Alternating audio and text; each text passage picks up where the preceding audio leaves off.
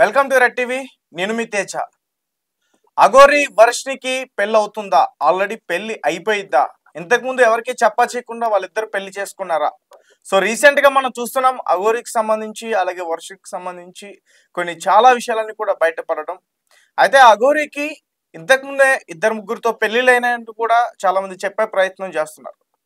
అయితే మరి వాళ్ళ పెళ్లికి వాళ్ళ ఫ్యామిలీ మెంబర్స్ ఒప్పుకోవట్లేదా? ముఖ్యంగా వర్షిని వాళ్ళ ఫ్యామిలీ మెంబర్స్ ఒప్పుకోవట్లేదా? మరి ఇంతకు ముందు పూజా కార్యక్రమంలో వాళ్ళ ఫ్యామిలీ మెంబర్స్ ఎందుకు నిర్వహించారు? అసలు ఆ పూజలేంటి? అవేమైనా క్షుద్ర పూజల? ఇవన్నీ కూడా మనతో పాటు పూర్తిగా క్లారిటీ ఇవ్వడానికి ప్రస్తుతం మనతో పాటు శివరుద్ర నాగసాధు ఆయన లైన్ లో ఉన్నారు. ఒకసారి ఆయనతో మాట్లాడతాం. గురుగారు నమస్తే అండి.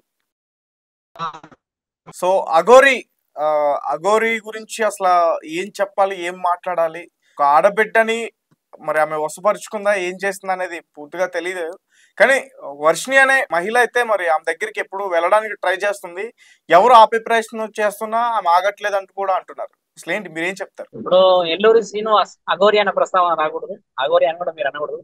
ఎల్లూరి శ్రీనివాస్ చేసి పైశాచికమైన పనులకి ఇంతకు ముందుకు 12-13 మంది అమ్మాయిలు బలయ్యారు. 13-12 మంది అమ్మాయిలకి నేను సాధన ఇచ్చానని ఈయననే చెప్పాడు. ఇంకో అమ్మాయి వర్షిని బయటికి వచ్చేసేసి మేము పవిత్రమైన తల్లి బిడ్డల బంధము మాది, శారీరకమైన సంబంధం ఉండదు మాకు. 27 సంవత్సరాల వయసున్న ఆ యువకుడిని ఈవిడ తల్లితో భావించడం జరిగింది. ఎల్లూరి శ్రీనివాసు అఘోరి మాత, నాగసాధు, బ్రహ్మ విష్ణు పరమేశ్వరులను చెబుతూ ఆయన తిరగడం జరుగుతూ ఉంది. మనందరం దానికి గత సంవత్సరం నుంచి రెగ్యులర్ గా ఫాలో అప్ చేస్తూనే వస్తున్నాం. ఆ అమ్మాయి చెప్పే విషయాలల్లా చూస్తే మేమిద్దరము భార్యాభర్తలము, ఆయన నా భర్త మగవాడు కాబట్టి ఆయననే నాకు సర్వస్వము, మేము పిల్లల్ని తెచ్చుకొని పెంచుకుంటాము అని అంటున్నాం. అలా అంటూ ఉన్న సమయంలో మనం గమనించి ఒక స్త్రీ ఒక పురుషుడిని చేసుకునే హక్కు ఉంది, ఒక పురుషుడు స్త్రీని చేసుకునే హక్కు ఉంది. స్త్రీని స్త్రీ చేసుకోవచ్చు, పురుషుడు పురుషుడిని చేసుకోవచ్చు.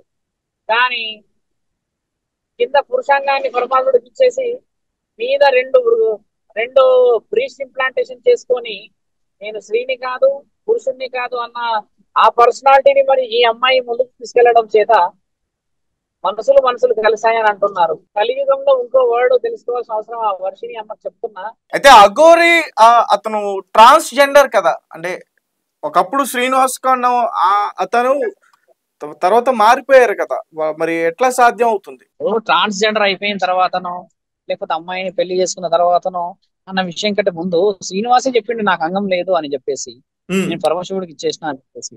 తర్వాత ఇప్పుడు శ్రీనివాస్ వచ్చేసి నేను పెళ్లి చేసుకొని నేను ఈ విధంగా ముందుకు పోతున్నా, ఆ అమ్మాయితో సంసారం చేయబోతున్నా, పిల్లల్ని కనబోతున్నా, ఆ పిల్లల్ని పెంచుకోబోతున్నా, నేను ఇట్లా పోతున్నా అట్లా పోతున్నా అన్నది శ్రీనివాస్ ఏది నిజం చెప్పిండని చెప్పి శ్రీనివాస్ నమ్మడానికి మీరు ఒకటి ఆలోచించండి. శ్రీనివాస్ అన్ని చెప్పిండే అబద్ధాలే, లోక కళ్యాణము లేదు, సనాతన ధర్మం అంటే అర్థమే తెలియదు, నీకు నీ దేహం మీదనే దృష్టి లేదు, అక్కడెక్కడో మీ ఊర్లో నుంచి మొదలైన ఆ తంతు, చిన్నప్పుడు మొదలైన ఆ వంతు ఈ రోజు సమాజానికి అంతా రుద్దుతున్నావు. సొంతూరులో విలువ ఉంటే ఈ రోజు ఎక్కడికి వచ్చేవాడు? ఇక్కడ ఒక మాట. తల్లిదండ్రుల విషయం తెలిసి తండ్రి దగ్గర చేరండి అని అంటే ఆ రోజు వచ్చేసి నేను ఆత్మార్పణ చేసుకుంటామని కిరోసినాయిల్ పట్టుకొని తిరిగాడు. ఆ తర్వాత మంగళగిరిలో పోయి అంత తతంగం మొదలు పెట్టాడు. ఇన్ని చేసిన తర్వాత ఆ శ్రీనివాసులో ఈమె ఏ విధంగా సాధన తత్వాన్ని అఘోరి తత్వాన్ని చూసిండొచ్చు. కాబట్టి శ్రీనివాసు, ఎల్లూరి శ్రీనివాస్ వచ్చేసి ఒక సామాన్యమైన సాధకుడు మాత్రమే. ఆయన దగ్గర ధర్మ కార్యక్రమాలకు సంబంధించి, సాధనకు సంబంధించి, లక్ష్యాలకు సంబంధించి లేదు. ఇప్పుడు మీరు కాల్ చేయకముందు నేను కొంచెం బిజీ ఉన్నా, ఒక 5-10 నిమిషాలు మీరు కంటిన్యూ కాల్ చేస్తూ ఉన్నారు. అఘోరాల అఖాడాల నుంచి కాల్ వచ్చింది. అఖాడాల వాళ్ళు ఏమంటారు, మీరెవరు, ఎక్కడి నుంచి వచ్చింది, ఏం సంగతి, వీళ్ళెవరు అన్న విషయాలు అడుగుతూ ఉన్నారు. అఖాడాలలో అందరికీ తెలిసిపోయింది ఇప్పుడు విషయం. ఇన్ని రోజులు శ్రీనివాస్ చాలా అదృష్టంగా తిరిగిండు. ఈయన చేసిందల్లా సోషల్ మీడియాలోనే ఉండేది.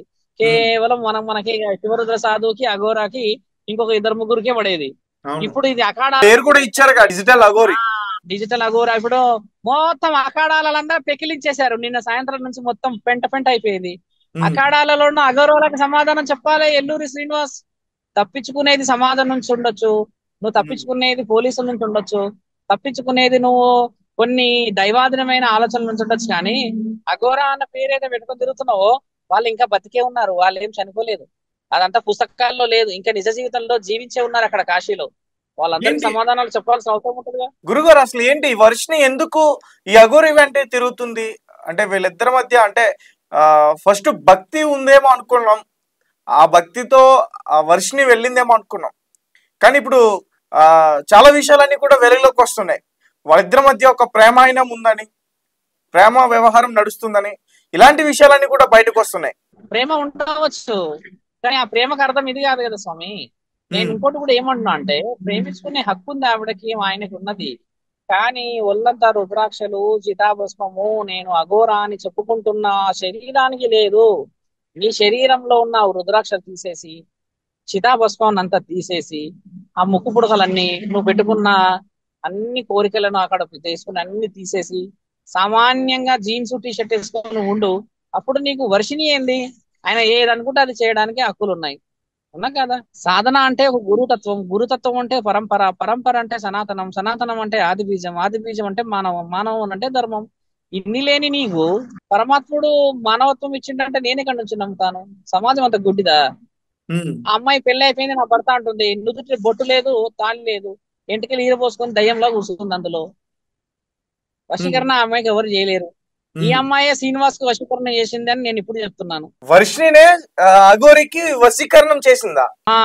లేకపోతే శ్రీనివాస్ లాంటి అంటే ఈ వర్షినికి క్షుద్ర పూజల గురించి వీటి గురించి తెలుసా? అయితే వశీకరణ అంటే క్షుద్ర పూజలు కాదు స్వామి, hypnotize, psychiatric. It's called a documented proof psychiatric గా. ఇప్పుడు మీరు నేను చాయ్ తాగుతూ మాట్లాడుకోవడం కూడా వశీకరణే.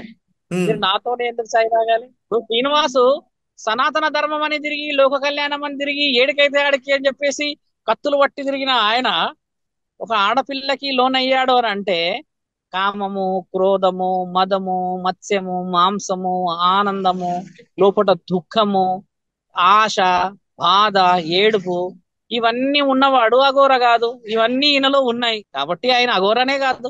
ఇప్పుడు ఇంకా క్లియర్ గా తెలుస్తుందంటారా బయటకి? అఘోరి కాదు కదా. వాళ్ళిద్దరు ఈ రోజు కలిసి వెళ్తున్నట్టున్నారు కారులో, వాళ్ళిద్దరూ కలిసి కూర్చొని మాట్లాడుతున్న విషయాలన్నీ కూడా బయట ఒక ప్రముఖ ఛానల్లో నేను చూశాను. మళ్ళీ కలిసినట్టున్నారుగా, కలిపారా కలిసారా ఏంటి అసలు ఏం జరిగింది? ఎంత దూరం పోయినా శ్రీనివాస్ ఆగాల్సిందే స్వామి. శ్రీనివాస్ ఆగకుండా పోయేది ప్రసక్తే లేదు. మిస్సింగ్ కేసు అయింది ఆయన మీద, లా అండ్ ఆర్డర్ ఇష్యూ ఉంది అక్కడ. వాళ్ళ అమ్మా నాన్నలకి అమ్మాయికి ప్రొటెక్షన్ లేదని పెట్టింది. ఆయన మొగోడు కాదు ఆడోడు కాదని వాళ్ళ అమ్మ స్టేట్మెంట్ ఇచ్చింది.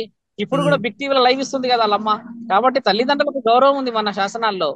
బిడ్డలకి తల్లిదండ్రులు ఎప్పుడు మోసం చేయలేరు స్వామి, బిడ్డలే తల్లిదండ్రుల్ని మోసం చేశారు, గుర్తుపెట్టుకో.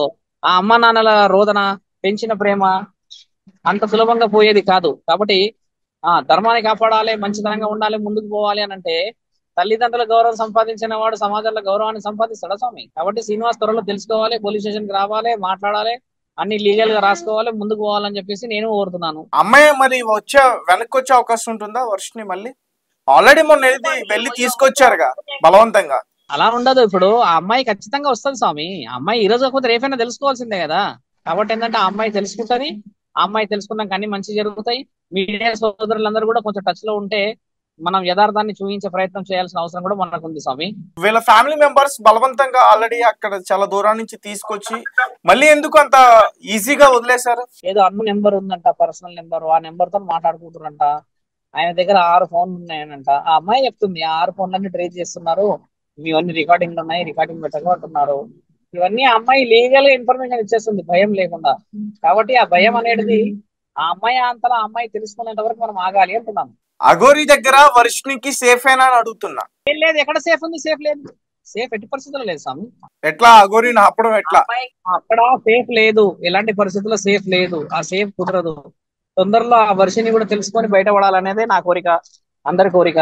ఆ అమ్మాయి బయటికి రావాలని ఆలోచన. మీరేమైనా వాళ్ళ ఫ్యామిలీ మెంబర్స్ తో మాట్లాడే ప్రయత్నం చేశారా? నిన్న నేను మాట్లాడినా వాళ్ళ ఫ్యామిలీ మెంబర్స్ లో. ఆయన విష్ణు ఎవరు చేశారు, ఫోన్ చేశారు నాకు. ఆయన కూడా అన్ని వివరాలు చెప్పారు. ఆయన నన్ను కలుస్తా అన్నాడు. ఈ రోజు రేపు కలిస్తే సరే నాయన, అన్నీ అయిపోయినాక ఈ రోజు ఇట్లా అట్లా అంటే చెప్తే కుదరదు అని చెప్పినాను. ఆయన కూడా సరే అని అన్నారు. ఇక ధర్మం ప్రకారంగా ముందుకు వెళ్ళాలి అని ఆలోచిస్తున్నాము. మీతో కూడా టచ్ లో ఉండి మీరు. ఓకే గురువు గారు, థ్యాంక్ యూ సో మచ్.